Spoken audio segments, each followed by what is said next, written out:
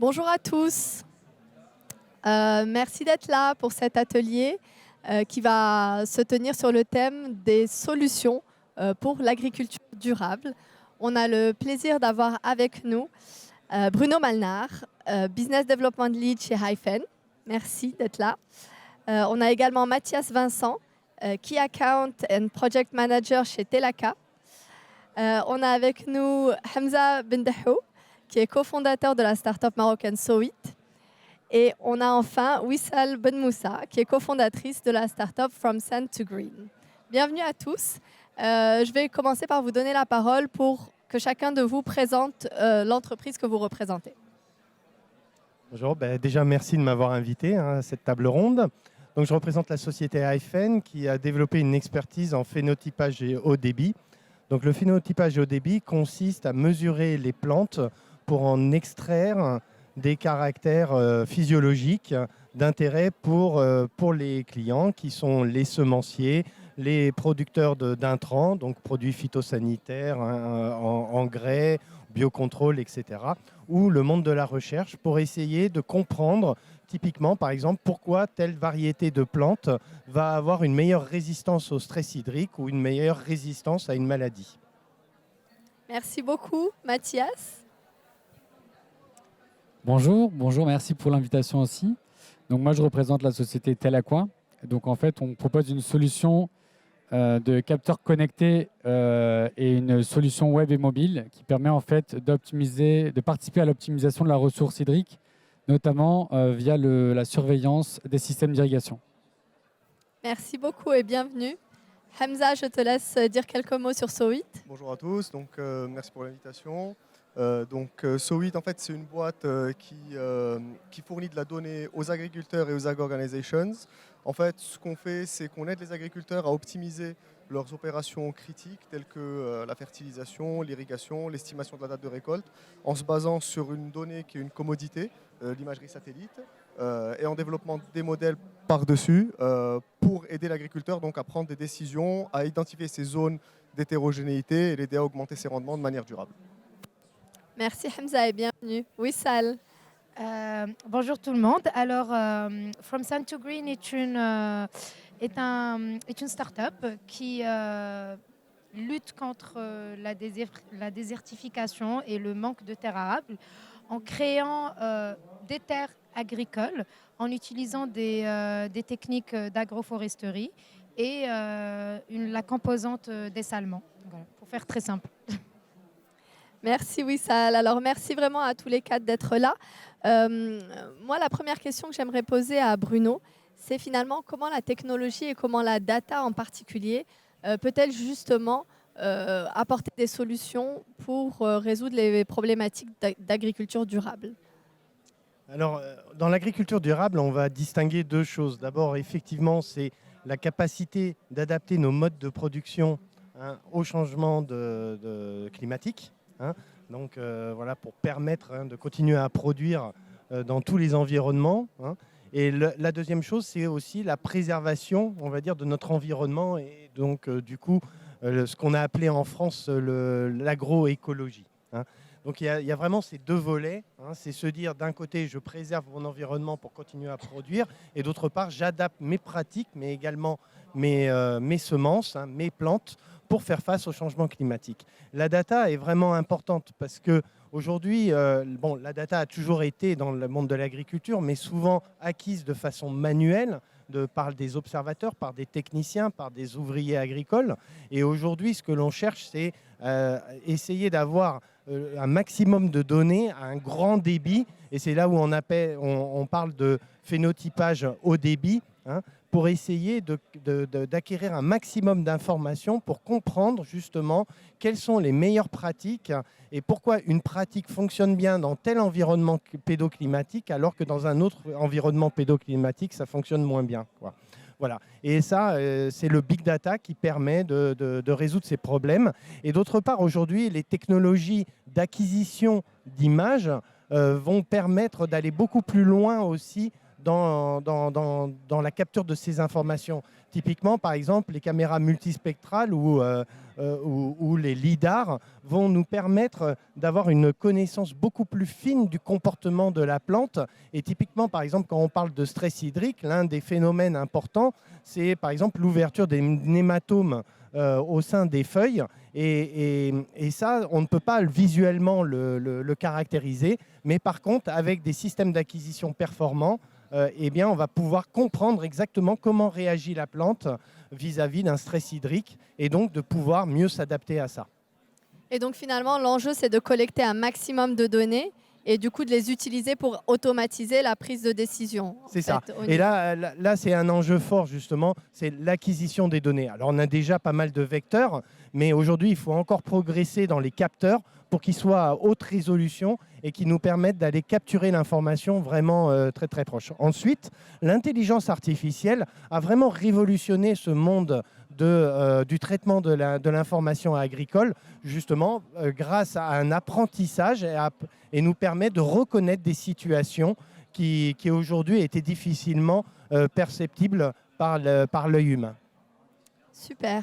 Mathias, du coup, comment des solutions comme celle qui a été développée par Telaqua peuvent participer à l'optimisation des ressources hydriques? C'est un sujet dont on parle beaucoup et on est très sensible ici au Maroc. Et du coup, optimisation de ressources hydriques, quel impact aussi sur la productivité? Donc en fait, nous, on va surveiller les systèmes d'irrigation, effectivement au Maroc, mais partout dans le monde, hein, pas seulement au Maroc. Il y a un vrai sujet sur la sécheresse et la pénurie d'eau. Et donc, en surveillant les systèmes d'irrigation, on va pouvoir s'assurer qu'il y ait les bonnes pressions pour s'assurer aussi que l'irrigation est homogène.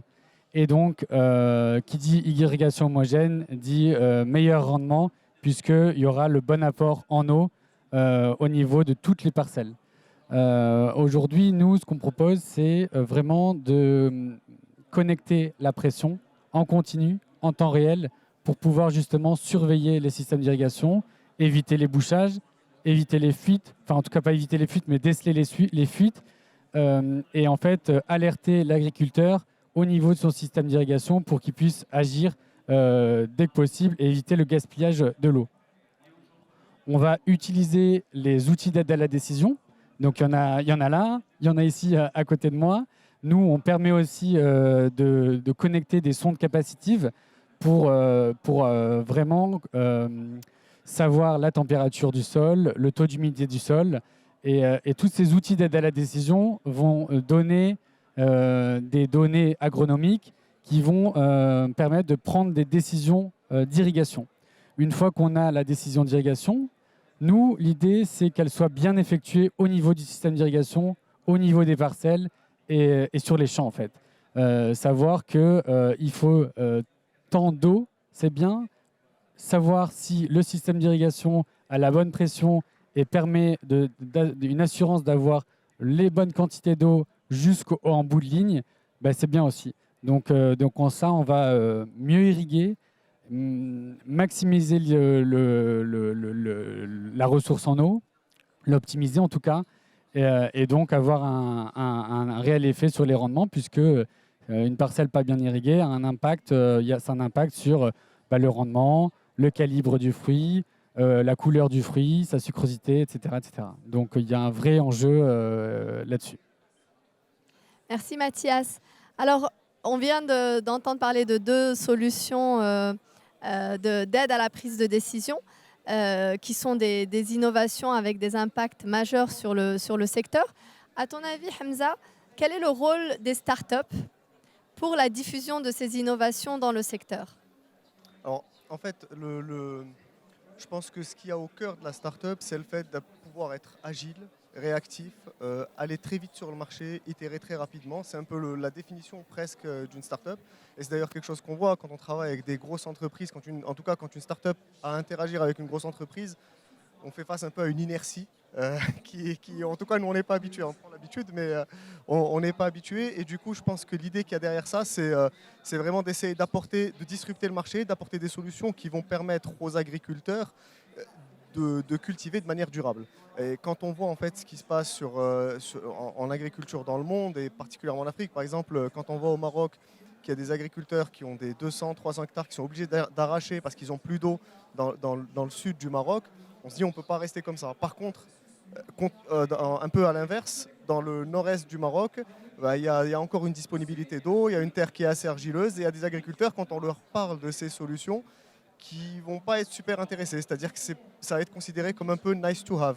Et vraiment, ce qu'il y a derrière ça, c'est d'essayer d'apporter des solutions à l'agriculteur pour lui montrer la valeur ajoutée concrètement sur le terrain. Et on est dans un milieu, l'agriculture, qui en fait fait confiance à ce qu'il voit. C'est des gens qui sont très difficiles à convaincre, les agriculteurs, quand on veut leur vendre des solutions, donc on n'a pas de droit à l'erreur. Et l'idée en fait derrière ça, c'est vraiment de leur proposer des solutions qui vont être hyper adaptées. Et la start-up va aussi permettre de faire ça. En fait, au-delà de développer des solutions, des outils d'aide à la décision, par exemple, on va aider les agriculteurs à optimiser leur irrigation en utilisant l'imagerie satellite, on va les aider à estimer leur date de récolte, à estimer leur rendement. Mais derrière ça, il faut aussi les aider à prendre en main ces solutions de manière efficace et rapide. Et il y a tout un travail de développement, d'onboarding des agriculteurs, de mise en place de solutions qui vont être simples. Parce que finalement, est-ce que c'est utile d'apporter à l'agriculteur une solution qui fait, je dis n'importe quoi, 1% de marge d'erreur, alors que lui n'a pas la capacité d'appliquer ce 1%. Il n'a pas le tracteur pour appliquer ce 1% de précision. Donc finalement, c'est vraiment être adapté au marché. Et cette adaptation au marché, on l'a fait grâce aux itérations, et les startups ont cette capacité à itérer très vite, à très vite s'adapter, à réussir à mettre en place des solutions qui vont être, on va dire, vraiment tailor-made pour l'agriculteur. Et est-ce que tu penses que cette démarche ou ces enjeux d'onboarding, est-ce que, de ton point de vue, ils sont beaucoup plus pressants dans des marchés comme le marché marocain ou dans d'autres marchés africains où Sowit est positionné que dans des marchés peut-être un peu plus sophistiqués comme le marché français? En fait, c'est les mêmes problématiques, mais peut-être on a 5-6 ans de retard. Si on regarde le marché européen ou le marché américain, il y a des solutions qui proposaient des outils d'aide à la décision qui existent peut-être depuis 2005-2010, mais on va dire, qui ne se sont démocratisées que dernièrement. Donc elles ont mis plusieurs années un peu à mettre en place les process, à changer les mentalités, à permettre à l'agriculteur de voir une autre manière de piloter par la data. Parce que finalement, c'est ça qu'on dit, c'est-à-dire qu'initialement, l'agriculteur, il pilotait sa ferme en faisant 2-3 échantillonnages, en les donnant à un laboratoire. Maintenant, on lui dit, tu peux faire beaucoup plus avec l'imagerie satellite, tu peux faire beaucoup plus en plaçant des capteurs sur ta parcelle, tu peux faire beaucoup plus avec ce suivi-là. Et ce qu'on remarque, c'est que sur le marché marocain, nous, quand on est arrivé sur le marché, que ce soit marocain ou africain d'ailleurs, initialement, on avait beaucoup de... Les réunions clients, elles commençaient toujours par une phase de « explique-moi ce que tu fais en fait ». C'est quoi ce truc? Et du coup, ce qu'on remarque, c'est qu'au fur et à mesure des années, maintenant on arrive en fait vers des groupes, et pas forcément des gros groupes, vers des agriculteurs qui savent quelles sont ces solutions, qui ont déjà touché à ces solutions, qui ont eu accès parfois à des solutions gratuites européennes, des applications mobiles où ils ont pu avoir un premier avant-goût en fait de ces solutions et qui sont prêts à aller de l'avant. Mais il reste quand même pas mal de travail quand même à faire avec les agriculteurs pour favoriser cet onboarding. Super. Wissal. Oui. Alors, From Sun to Green, vous avez déjà un pilote qui a été mis en œuvre depuis quelques années, mais je dirais vous êtes encore en phase de développement initial. Et du coup, moi, j'aimerais bien t'entendre sur les difficultés en fait, auxquelles tu fais face, toi en tant que cofondatrice, dans le développement, dans la mise en œuvre de ta start-up. Oui, alors effectivement, quand on parle d'agriculture durable, on parle un peu d'une agriculture qui va respecter, disons, les 3 grands piliers du développement durable, à savoir économie, environnement et social. Donc c'est une agriculture qui doit avoir des impacts positifs sur ces 3 piliers. Aujourd'hui, je pense les gros challenges, j'ai envie de vous dire la première grosse réflexion que nous avons eu à tenir pour réussir à à avoir ce développement durable qui fasse partie de notre ADN, c'est la réflexion qu'on a eue à créer le modèle. Je pense que le modèle en lui-même qu'on est en train de développer est une innovation en agriculture durable en soi-même. Parce que notre modèle est une synergie entre différentes technologies et techniques en agriculture durable. Et un de nos objectifs, c'est de créer ces liens-là et que ces liens aient un impact positif. Donc ça, c'est la réflexion initiale qui est le cœur de tout le projet. Après, je voudrais vous parler des différents challenges par rapport à chaque composante du développement durable. Par exemple, pour tout ce qui est la partie économique ou l'impact économique du projet, un des grosses problématiques qu'on a pu avoir est pouvoir être novateur sur le choix d'agriculture ou le choix de production, disons, ou de culture qu'on va avoir sur nos exploitations et comment intégrer ce choix-là avec les contraintes sociales qu'on pourra avoir sur nos territoires aussi et pour créer un modèle qui soit économiquement viable. Donc ça, c'est très important. Il a fallu beaucoup d'ingénierie financière et technique aussi pour pouvoir trouver des solutions. Et la solution aujourd'hui, c'est effectivement construire ce modèle, comme je vous ai dit, qui permet d'agréger plusieurs innovations technologiques et financières aussi. Je vous donne un exemple de From Sun to Green, très lié à ce qu'on fait. C'est notre innovation aujourd'hui, c'est la technologie agroforestière et c'est la technologie du dessalement, mais c'est aussi, ça c'est vraiment des innovations, disons, technologiques. Il y a aussi l'innovation financière qu'on a mis en place, qui est pour le scale-up, la création de SPV, comme on fait dans les centrales solaires ou les centrales éoliennes à énergie. Donc la création de SPV qui vont nous permettre de nous développer sur des exploitations qui vont se grandir au fur et à mesure en créant ces véhicules financiers qui vont nous permettre de développer ce modèle-là. Donc il y a toute une innovation financière aussi.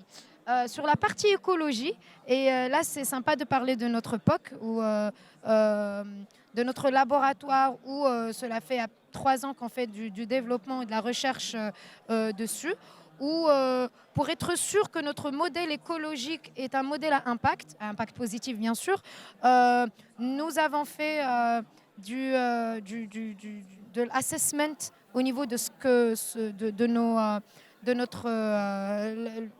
nos tests aujourd'hui pour être sûr qu'on a choisi les bonnes essences, qu'on a choisi les bonnes semences qui sont résilientes, qui sont adaptées à notre écosystème, adaptées à notre environnement, qu'on a fait la bonne conduite, qu'on a utilisé l'eau de la bonne manière, qu'on a les installations nécessaires pour respecter les gros principes de l'agroécologie, à savoir respect du sol, utilisation un peu raisonnée de l'eau, non-utilisation d'intrants chimiques synthétiques, etc. Et donc voilà, les solutions ont été peut-être définir une sorte de charte, de charte interne ou de qualité qui va reprendre les conformités, les exigences internationales par rapport à l'environnement, mais aussi des exigences locales qui vont changer d'un territoire à l'autre. C'est vrai que nous avons comme vocation d'installer des terres arables ou de l'agroforesterie sur des terrains qui sont arides. Donc il y a toutes les spécificités, les challenges techniques ou géographiques des zones arides qui s'installent aussi. Et le troisième point qui est la partie, alors je vous ai parlé d'économie, d'écologie, là je vous parle de la partie sociale. Et un des gros challenges qu'on va avoir, c'est on s'installe dans des territoires qui ont subi et qui subissent les aléas environnementaux avec tous les changements climatiques qui existent. Et ces changements climatiques créent des ruptures sociales. Donc ça va de l'exode rural à la nonchalance des jeunes au métier de l'agriculture, à une complète un besoin en compétences très important dans la région. Donc nous, la solution qu'on a vue dans ce niveau-là, c'est travailler sur les riverains ou sur les communautés locales qui sont restées sur ces territoires-là et les aider à plusieurs niveaux. Ça peut être de la formation en agroécologie. Cette formation nous permettra de mettre en avant des champions, comme on aime bien les appeler. Ces champions-là vont être vont travailler avec nous pour gérer nos exploitations.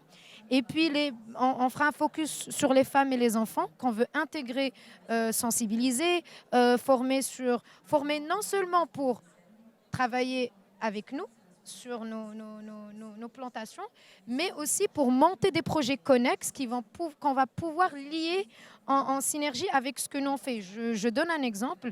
On peut penser à créer des projets, par exemple, de mise en place ou de fabrication de compost. Un compost qui va être réutilisé dans nos exploitations.